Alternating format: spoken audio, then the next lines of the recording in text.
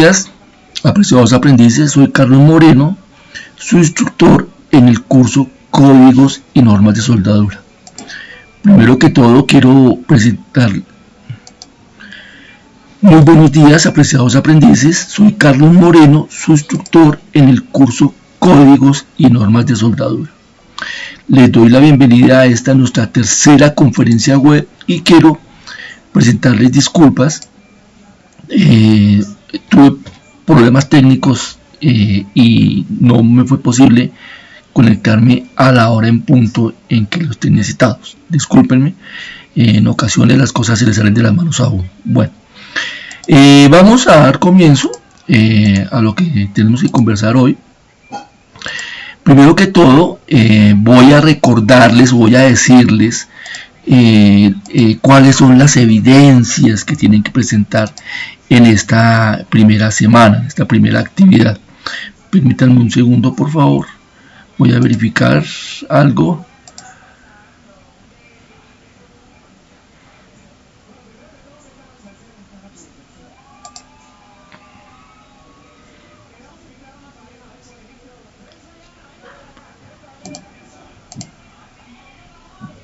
Listo, disculpen. Entonces les estaba diciendo que primero que todo vamos a mirar cuáles son las evidencias, cuáles son las actividades que tienen que presentar ustedes en esta semana. Esta semana, que es la tercera semana, o la tercera actividad, la comenzamos ayer, 1 de mayo, y vamos hasta el 7 de mayo. Hasta el 7 de mayo. Es decir, comenzamos ayer, miércoles 1 de mayo, y la actividad termina el próximo martes 7 de mayo. Esas son las fechas de la semana, de las fechas de la actividad. Ahora más tarde les recuerdo el cronograma de nuevo. Tienen tres cosas que hacer. Primero, un foro.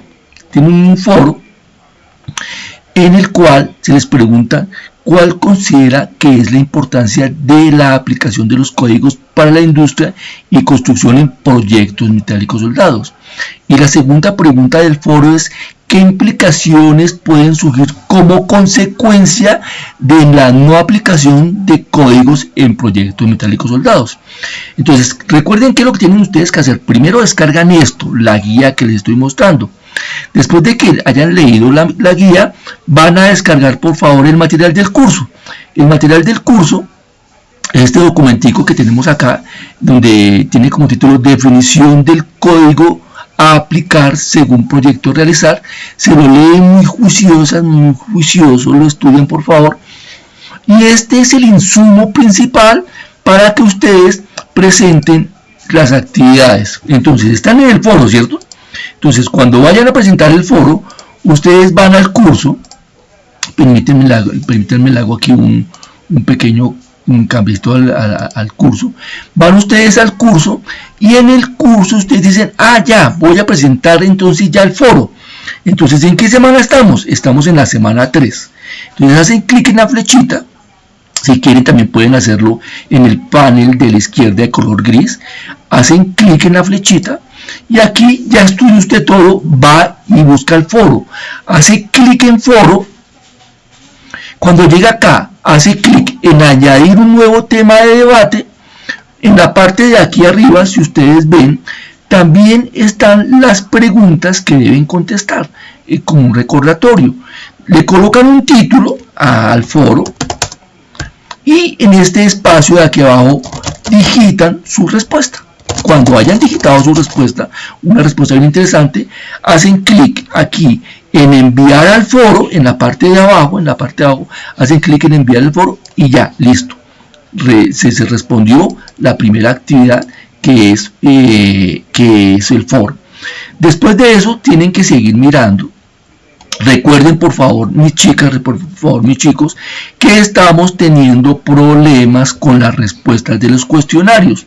Entonces, el cuestionario usted debe presentarlo. Usted debe presentar el cuestionario, pero esa nota del cuestionario no será tenida en cuenta para la calificación final del curso.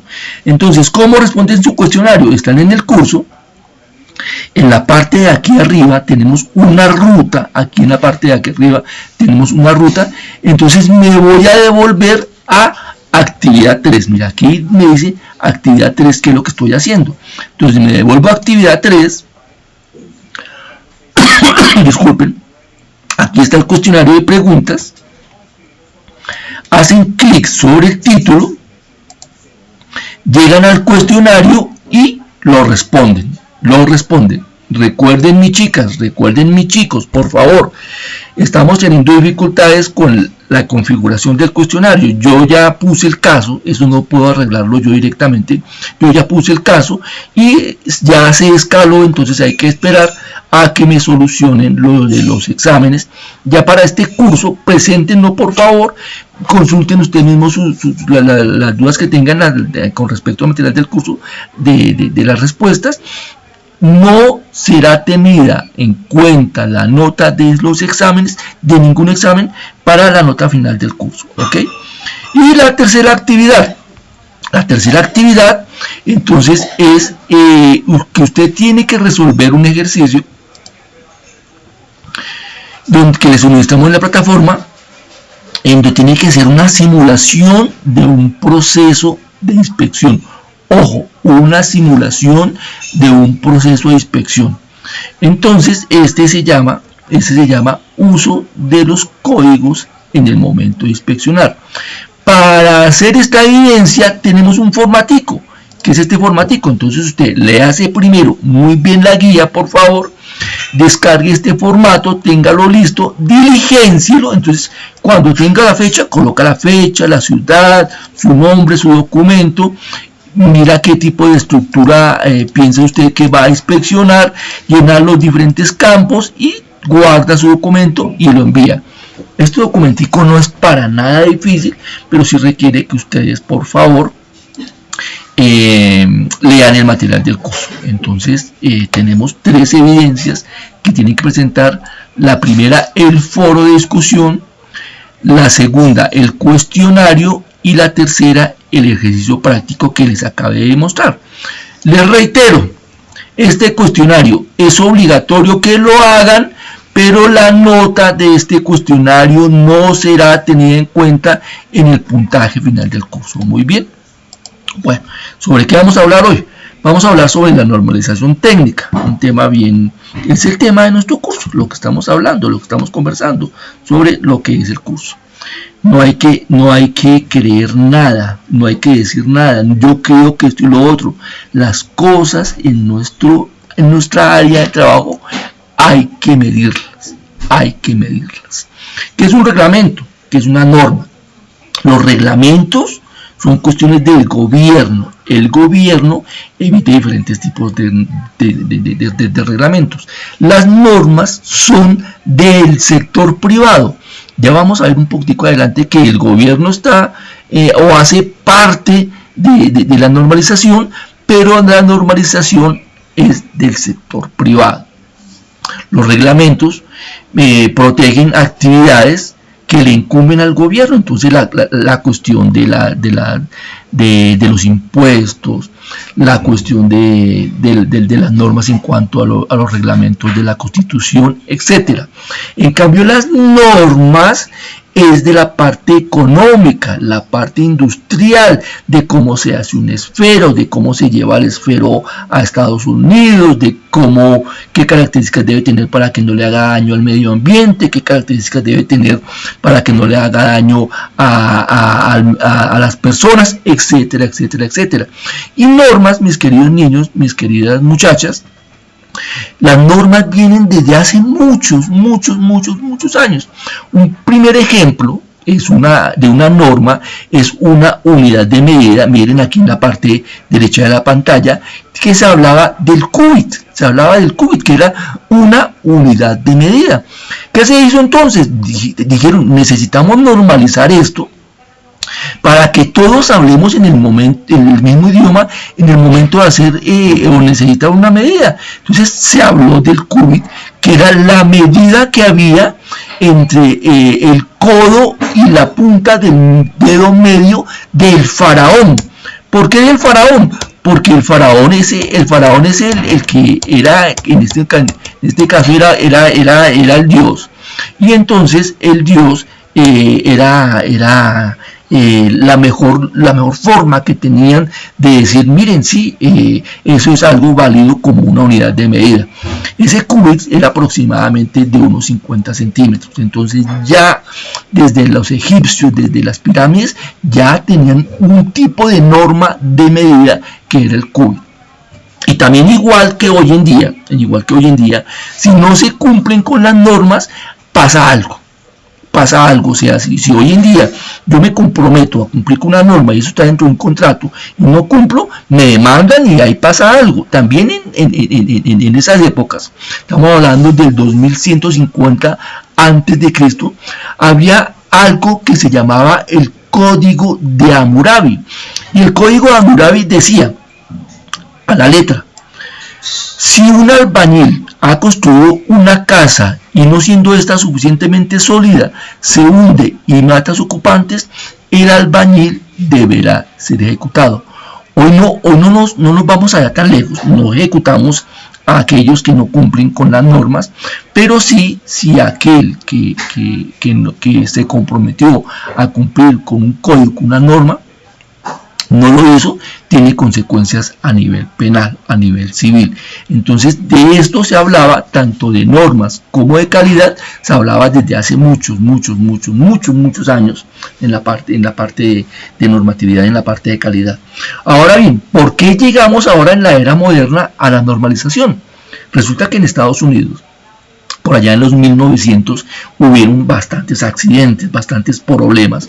Uno de ellos fue un incendio en Baltimore en 1904. ¿Qué pasó?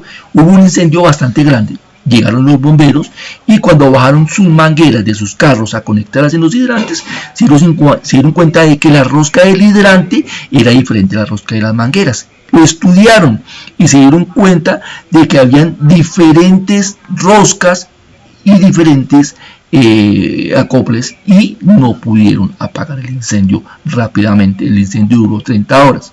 También ocurrió un incendio en Nueva York en 1911, por allá en un piso 10º. Cuando las personas fueron a salir, se dieron cuenta de que las salidas de incendio estaban cerradas, estaban bloqueadas. Murieron casi 146 personas, 146, la mayoría mujeres, y eso llevó a un código de salida de emergencia.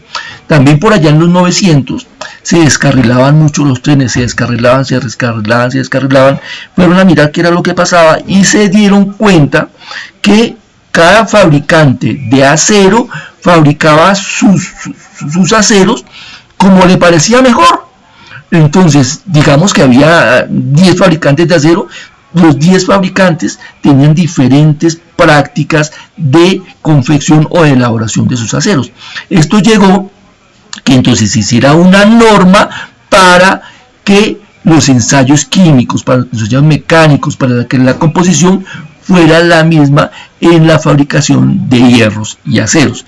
Después, más tardecito, en 1930, se dieron cuenta de que se redujeron bastante, en 2/3, los accidentes ferroviarios por este problema. Todo gracias a ¿qué? A la normalización. Actualmente, sin darnos cuenta, más o menos el 80%, y yo diría que más que un 90-95% del comercio mundial está afectado o está involucrado de una forma en una norma. Siempre va a haber ahí una norma, sobre todo cuando es a nivel internacional. Las normas y la certificación son los pilares para que yo de pronto pueda exportar. Si yo fabrico mis productos bajo norma, bajo código, bajo especificación, y yo fabrico mis productos y estos productos tienen una adecuada certificación, entonces yo puedo vender al exterior, porque va a tener una altísima calidad en mis productos. Y esto también se cumple para el mercado interno. Hoy en día, a mis queridas damas, mis queridos caballeros, las normas deberían estar presentes en el 100% de los productos que elaboramos, que fabricamos, porque eso nos va a garantizar una alta calidad en los elementos que nosotros producimos, en los elementos que nosotros fabricamos. Una norma técnica, pues, es un documento que me dice cómo lo hago, cómo lo marco, cómo lo etiqueto, qué especificaciones tiene, qué reglas debe cumplir, qué ensayos debo hacerle, qué terminología debo utilizar y diferentes características importantes y muchas veces no importantes pero necesarias para que un producto salga de excelente calidad. Es muy importante, ojo, esta parte es muy importante. La norma no es obligatoria. O sea, si usted fabrica colchones, hay una norma para hacer colchones, usted verá si utiliza la norma o no la utiliza, porque el empleo de la norma es voluntario, La norma técnica es un documento que es aprobado por un organismo que tiene que ver con el sector que emite la norma. ¿Qué significa eso? Que si yo trabajo en electricidad y yo voy a confeccionar una norma, tiene que ser un organismo que sea de electricidad, porque hay organismos de electricidad, hay organismos de soldadura, hay organismos de ingeniería civil, hay organismos de neumática, hay organismos de hidráulica, y esos organismos tienen que emitir la norma que compete a su sector. Y las normas, esto es muy importante, siempre son creadas por consenso, y algo muy importante es que a menos de que en un contrato, yo diga que yo voy a trabajar bajo cierta norma, no es obligatorio, o sea, yo veré si lo hago o no lo hago, pero cuando ya pues firmo yo un contrato en el que yo mismo me estoy obligando a trabajar bajo una determinada ISO, por poner un ejemplo, una ISO, por ejemplo, o una API, por ejemplo, yo ya lo que es voluntario se me convirtió en obligatorio porque ya está bajo un contrato. Ahora bien, yo decido, no voy a trabajar bajo norma, yo sé que trabajo bien, y sí, yo trabajo bien, yo sé que saco unos productos, y sí que saco unos productos, no voy a trabajar bajo norma. Usted lo puede hacer. El problema es que la confiabilidad de su usuario no va a ser la misma. Y es posible de que las personas que posiblemente vayan a comprarle digan: yo solamente le voy a comprar a las empresas que trabajen bajo norma, y si no trabajo bajo normas, yo simplemente no le compro. Pero es que mi producto es bueno. No, pero lo que pasa es que no lo va a comprar, y la otra empresa o la otra persona tendrá sus razones. Entonces eso es muy importante. Muchas veces entonces el mercado obliga a las personas a cumplir con una norma, así de sencillo. Las normas pues facilitan el comercio. Hablamos ahorita del lenguaje, porque si yo trabajo bajo una norma, recuerden que les mostré una norma en la videoconferencia pasada. Ahí decía en una parte que hablaban, bueno, no recuerdo exactamente el término, discúlpenme, pero nos da un lenguaje que yo voy a hablar si yo estoy aquí en Colombia, que si yo voy, terminología, discúlpenme, no me acordaba, había un ítem de terminología, y si yo utilizo una norma aquí en Colombia y estoy haciendo un contrato con alguien de Asia o de Estados Unidos o de Alemania o de Unión de África, bajo esa norma vamos a hablar el mismo lenguaje, porque ahí en mi norma están hablando de terminología. Eso hace que mejore la transparencia del mercado, que tenga operaciones más fáciles en cuanto a tecnologías, va a ser más eficiente en mi producción, va a ser más fácil la transferencia de conocimientos. Protegen al consumidor. Las normas bregan para que el producto sea seguro para el consumidor, protejan la salud, protegen contra el engaño, porque yo no puedo hacer algo si no tengo la autorización del que tiene, del que lo hizo inicialmente, del que tiene el producto, el que lo hizo originalmente, o si no puedo fabricarlo así. Muy importante, protegen el medio ambiente. Hoy una tendencia a nivel mundial en la parte de la normatividad es que las normas deben los procesos de fabricación, los procesos de elaboración deben proteger no solamente al consumidor, a la salud, sino también al medio ambiente. Eso es muy importante. Eso es muy importante. ¿Quién se fija en estas cosas? La Organización Mundial del Comercio. La Organización Mundial del Comercio habla de algo que es la transparencia, la apertura, imparcialidad, consenso, efectividad, relevancia, coherencia y dimensión del desarrollo. Miremos qué es eso. Entonces, cuando hablamos de transparencia, miramos que todos los documentos involucrados en la elaboración de una norma deben ser conocidos por Raimundo y todo el mundo. Apertura, porque todos tienen que estar, todos los que trabajan en ese campo, si lo desean, pueden participar en la elaboración de un comité para la elaboración de una norma. Entonces, que yo, profe, lo que pasa es que yo hago soldadura, pero yo tengo un tallercito ahí, pero yo quiero participar. Claro que puede. Claro que puede, pero es que yo no voy porque es que lo que pasa es que yo soy tan pequeñito que me cogen allá y me dan en la cabeza. No, señor, hay algo que se llama consenso y las decisiones son tomadas por mayoría, pero no se requiere unanimidad. ¿Qué significa eso? Que si hay 5 y 3 dicen que sí, entonces la norma pasa o el elemento pasa. ¿Que son los 3 más pequeños? No importa, pasaron y listo, no hay ningún problema. Y el proceso adecuado tiene que ver con que existen mecanismos de apelación, que si yo no estoy de acuerdo, entonces apelo para que las cosas se cambien. Yo doy mi criterio, y si mi criterio es el adecuado, pues entonces se hace un arreglo. Si mi criterio está mal, entonces no se hace el arreglo. ¿Para qué hay normas? Para todo. Voy a poner el ejemplo con mi turno, no lo están viendo, pero lo voy a ver. Tengo a mi izquierda un teléfono, que es mi teléfono celular. Hay una norma para hacer un teléfono. Más allá tengo una memoria USB. Hay una norma para hacer una norma USB. Tengo mi computadora, una norma para hacer un computador. A mi derecha tengo un mouse, hay una norma para hacer un mouse. Al frente mío tengo una lámpara, hay una norma para hacer una lámpara. Hay normas para alimentos, hay normas para bienes también, y hay normas para servicios. Entonces, normas hay para todo, sino que usted tiene que buscarla, tiene que buscarla y tiene que ser la norma adecuada para lo que usted va a hacer. Siempre la normalización va a ser liderada por el sector privado. Les decía que nadie, por grande que sea, va a ser más que el que es pequeño. Todos tienen igualdad ahí. El gobierno va a apoyar, pero simplemente como otra parte interesada, nada más. Y siempre va a haber cooperación.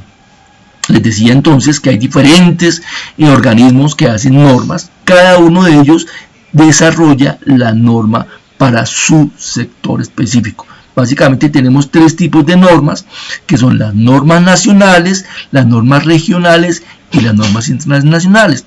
Entonces, cuando hablamos de una norma nacional, es aquella que se aplica para su país. Colombia, ICONTEC, Instituto Colombiano de Normas Técnicas. Regionales, entonces, por ejemplo, está en Europa. Entonces, en Europa tienen la CNELEC, que es un comité europeo para la estandarización electrotécnica. Y por ejemplo, en la internacional, una de las más conocidas, que es la ISO, pero también está la IEC, la UIT, y hay otras que son internacionales. Muchas veces las nacionales y las regionales son basadas en las internacionales, o una nacional es basada en una regional, o las nacionales simplemente llegaron y elaboraron una norma de un producto o algo así que se necesitara, y la norma nacional, ¿por qué no se puede llegar a convertir en una norma internacional si es adoptada por un organismo de normalización internacional? ¿Cuándo fue creado el ICONTEC? No sé, yo estoy en Madrid, Cundinamarca, cerca de Bogotá. No sé si ustedes conocen Bogotá. Si ustedes van por la carrera 30 hacia el norte, el ICONTEC, primero ustedes van a encontrar la Universidad Nacional, si conocen, para que se guíen. Después creo que está el Instituto Agustín Codazzi, y después está el Instituto Colombiano de Normas Técnicas, ICONTEC, yendo hacia el norte a mano izquierda. Fue fundado por allá en 1963. ¿Qué hace el ICONTEC? Tiene servicios de normalización, tiene servicios de educación, de evaluación de la conformidad, cooperación y proyectos especiales, laboratorios,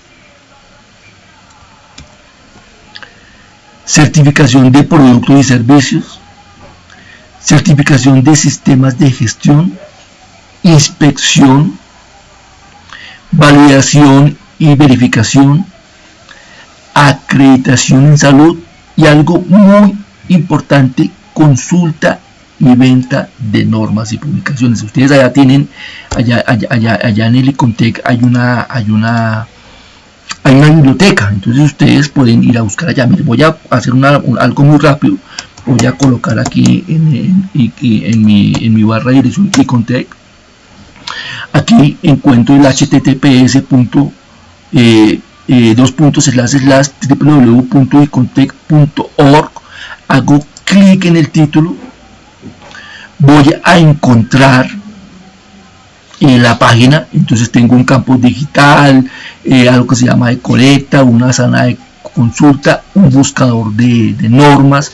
Entonces si hago clic en el buscador de normas, entonces voy a aquí, me dicen normas y publicaciones, voy a colocar tipo de norma, título, voy a colocarle algo, a ver si me arroja algo, soldadura, a ver qué me arroja, si me arroja algo.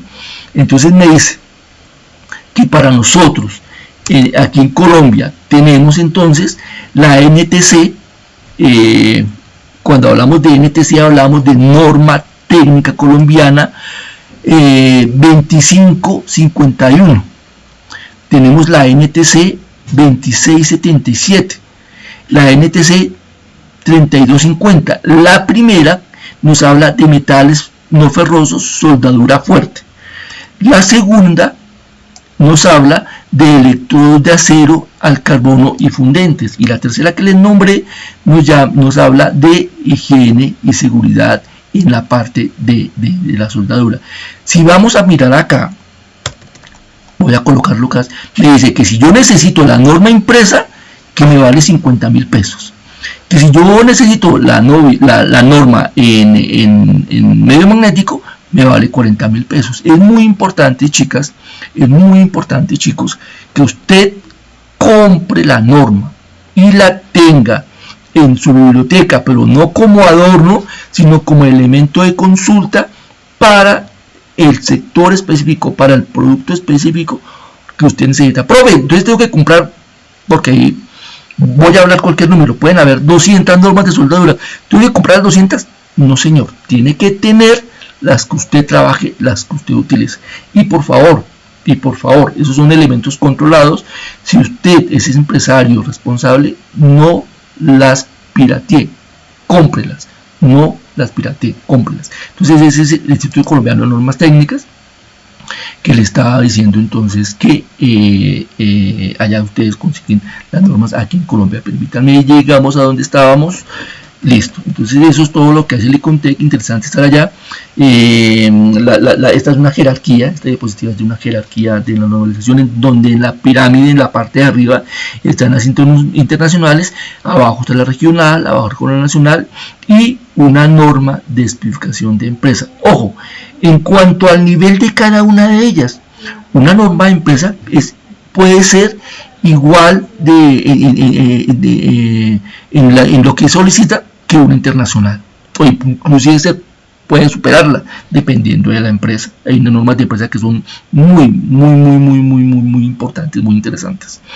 Si hablamos de organismos, entonces tenemos uno que es muy conocido, que es la DIN, o la DIN en la parte de la ingeniería, en la parte de esto de internación importante. Estos son nacionales. El nuestro, que es Icontec, algo que también se utiliza mucho, la de Estados Unidos, que es la ANSI. Si ya hablamos de internacionales, ya les dije una, que es la ISO, que es muy importante para nosotros. Si es algo más cercano a nosotros, miren, esta es privada y es la API, y con API estamos hablando del petróleo. Hay algo también muy importante para nosotros, que es la ASME y la ASTM.